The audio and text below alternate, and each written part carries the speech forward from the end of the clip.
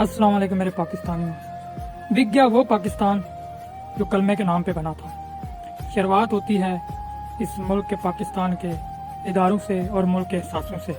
मुल्क के मोटरवे पहले बिके, मुल्क के एयरपोर्ट बिक गए, मुल्क के इदारे बिक गए, मुल्क की जो माशियत की जो रीढ़ की हड्डी रोशनी का शहर कराची से शुरू होती थी वो बिक गई। मुल्क की इंपोर्ट बिक गई, मुल्क के एयरपोर्ट बिक गए, मुल्क की मोटरवे बिक गई, मुल्क के जीटी रोड बिक गए, मुल्क के टूल प्लाजे बिक गए। मुल्क में बचा क्या वो था हमारी बड़ों ने जो हमारे लिए कुछ रहने के लिए छत बनाई थी, आज वो भी छीनना शुरू हो गए। आपने जी हाँ देखा होगा, मीडिया पे शोर मचाया, मुझे बताने की ज़रूरत नहीं, आपको सब पता है।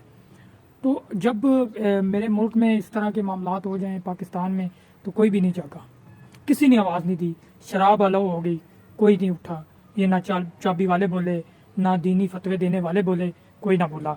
जब इस मुल्क में मस्जिद को गिराया गया, शहीद किया गया, कोई नहीं बोला। रातों रात बूटे लगा दिए गए, कोई नहीं बोला।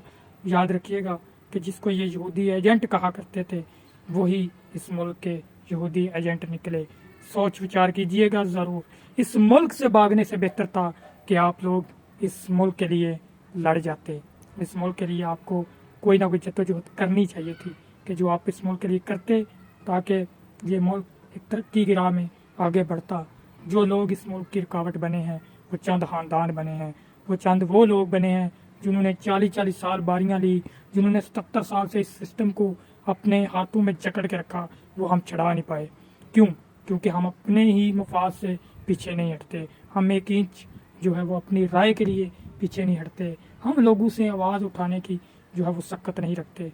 तो यही होना था, आखिरकार हो गया। 5-5 साल की सज़ाएं भी हो गई।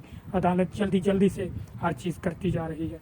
ये है मेरा मुल्क, ये है पाकिस्तान, ये है कलमे के नाम पे बनने वाला पाकिस्तान, ये है इस्लामी जमहूरियत पाकिस्तान, ये है आज़ाद रियासत, ये हमारी रियासत है। ये आपने देखा है। और आप, मेरे पास तो अल्फाज ही नहीं है कि मैं इससे ज़्यादा फिर क्या बोल सकता हूँ। बहुत शुक्रिया, थैंक यू।